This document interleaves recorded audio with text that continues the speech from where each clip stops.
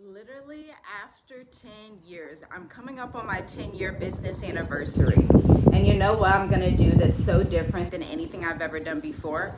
I'm going to pull out the case studies and give you the behind the scenes of 31.9 million in collective client revenue and counting. Exactly how I have gotten these results for clients, how entrepreneurs are making the wrong moves with AI. A lot of people have this myth where they think AI is mostly good at coming up with content ideas. And if you are using AI for content ideas, ma'am, sir, you have no idea what AI is actually good at. And then number three, how to create copy that sells. Because you can't just create redundant copy that sounds like everybody else and think somebody's gonna pay you $5,000, $10,000, $15,000 upwards more for your high ticket services, not even for a low ticket service. That is not how it works. You need to bring the creativity back into your communication strategy the same way these corporations do. And listen, the small businesses who get this early end up becoming millionaire businesses in record time. If you have ever sat down and wondered, how does someone create $1 million business that quickly in a span of 4 to 5 years? I've worked with these clients in e-commerce, in tax relief, in finance, in business coaching, and there is one reason. They value the cadence of communications and creativity that they are giving and feeding to their audience. Because I want you to imagine that you are feeding your audience every time you make a post, every time you make a video, but I've seen way too many headlines and hooks start with most founders, most entrepreneurs, most people, most families, most. Every time I see that line, I automatically know not only was it written by AI, but you as a CEO did not do the due diligence to go back and change that hook and revive it a little bit. So let's talk about it because we have way too much to talk about. First of all, I want you to get out of this mindset as if your audience is dumb. They are not dumb, and they're subscribed to a lot of emails. Newsflash, your newsletter is not the only newsletter that your audience is subscribed to. Whenever they're making a buying decision, they're placing you against someone else in the inbox every single time. And guess who's going to get the sell? The person who created a creative subject line, appeals to their empathetic points, pain points, and appeals to the solution that they need at that exact time. So if your subject line sounds like everybody else in the sea of GPT and Claude AI users because there's not much variance in the way that these AIs communicate, but pause.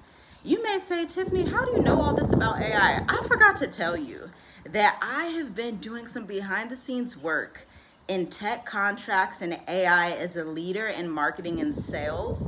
They bring me onto these corporations to test AIs, to see their weaknesses, and to see where human strengths still lie. The main weakness with AI, which is why Netflix hires copywriters and content designers for $700K per year, check it out, is creativity, storytelling, and judgment. See, AI is actually really good at data analysis. That's what AI is top tier best at, not creativity, not storytelling. AI can pull all of this information in record time that you as a human just cannot pull. So that is the superpower that AI has in your business, being able to pull data. But it's your job as a human to create a beautiful story, content, emotions, storylines, something that people can relate to. You know, one of my favorite storylines that I've told this year is the storyline about how my mother would make these vases that were $18,000 in a basement. We lived in a Jewish community in our basement. She didn't need to purchase an art gallery. She didn't need to attend networking events. She positioned her high ticket offer to the right people at the right time, and they bought without any back and forth. $18,000 and up. $18,000 was the cheapest one. These were the deans and superintendents of a college in the community that I grew up in. And so you can have that same appeal if you are willing to sit down and look back and say, okay, what lessons that have I learned in business, or what lessons have my clients learned? What case studies have I accumulated that AI does not know that I can tell stories, novel stories about, creating a sense of nostalgia, a sense of wit, a sense of mysteriousness, curiosity, to where my audience will read my content and go, wow, This is unlike anything I've ever heard before. ChatGPT can't do it for you. Claude AI can't do it for you. I'm sorry to break it to you. From the storytelling functions of both platforms, there is not much difference from the evaluations that I've been doing for 6 months plus now, especially as a 10-year copywriter, especially as a chief editor. My advice to you is to start treating your content marketing strategy as if you're an editor. And let me tell you what a chief editor does. We do not just publish content from one piece of ChatGPT. We do not even publish content from one piece of whatever a junior copywriter makes. We meticulously edit the hook, check the body, and make sure there are no redundant sentences that have these 3 themes over and over. Most founders don't do this, and then it costs them this, and then this, and then that. These are formulas that AI writing has, that AI tries to use over and over because it's trying to understand how to tell a good story like a human. But it's not a human, and so AI is best with the data. Use it for your sales insights, use it for your analytics, but let your human brain still be a human brain and produce creativity through scenarios that you've been through, scenarios your clients have been through, what your lessons in business are at the 5-year, 10-year, 15, 20-year mark, what's going on in your industry. And now I know you're like, girl, I don't have time for that. That's exactly where a marketing director comes in. And this is why companies spend most of their money on marketing teams and marketing directors and sales, because they understand that marketing and sales is the lifeline of a business. Your sales is only going to be as good as the stories that you tell.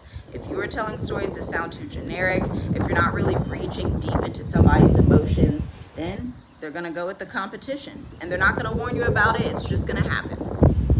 Another story that you can tell is a case study story, but this isn't just like any case study. If you look at my portfolio, you know the case studies I write are not like these boring case studies that are out here on the internet because so-and-so was a nurse practitioner and then blah, blah, blah, blah, blah. No, get to the excruciating pain points and tell how their day was. For example, for one tax relief client, they had a millionaire client who owed a lot of tax debt. His name was Paul. And so I told the story of Paul based on how his mornings were going before they found that tax relief clinic, while they found that tax relief clinic, and then after. He used to stay up at night crying, stressed out. He did not want to tell his wife that they owed so much in tax debt. Then he found said tax relief solution. He started to inquire. He was a little bit curious, like, can they really help me? What's going on? He would drive to work, drive to his business. He wouldn't tell his employees what was happening either, so he felt a lot of guilt. And then after the fact, working with that tax relief firm, he felt a huge sense of relief. He felt like, wow, I can do this. We did this. We did this together, him and this tax firm. And he also had a testimonial that went perfectly with that case study, and that's where that storyline came from. So I encourage you, if you are writing boring copy, find a way to improve it. If you don't know how to improve your writing, work with someone who can help you get there, a coach or something, a consultant, because the quality of communications that you are publishing and feeding your audience is going to dictate how much revenue you make in 2026 and beyond, especially in economic war cycles. People are starting to see between the lines. We know who's using ChatGPT and not coming up with their own information. We know whose information we feel like we can trust and who we feel like we can't trust. You do not want to be that business owner who entrepreneurs used to follow years ago, but then now that you've been overly dependent on AI and Claude and Gemini to write content, they feel like they can't trust you anymore because there's too many M dashes in your content. They feel like they can't trust you because you have an M dash in the subject line and you start with most founders believe and this and this and that. Don't do that. Let's make 2026 the year that we actually care about creativity and what we're feeding our audience. You know, we care about what we feed our children, or at least I do. I like to give them okra, vegetables, meats. I want to give them a diversification of things. I don't just want to give them cheese and bread all the time, but they love cheese and bread, so they would absolutely love that, but I don't want to do that. So I want you to think of it like that, like you're not going to feed your child or your spouse or anyone close to you cheese and bread every single day. That is what AI generated content that has not been meticulously edited does not have any case studies or storylines with it, does not have a real communications and creative content strategy. That is the equivalent of what you're feeding your audience. But the question falls on you. Is it time to stop feeding your audience cheese and bread? Especially if you want them to be your next revenue indicators, especially if you want to hit your next $60, $70, $80,000 in revenue. Really ask yourself this question. Am I in a position where I can just continue feeding them cheese and bread? Or is it time to elevate and give them what they really deserve? I'll see you in the next video.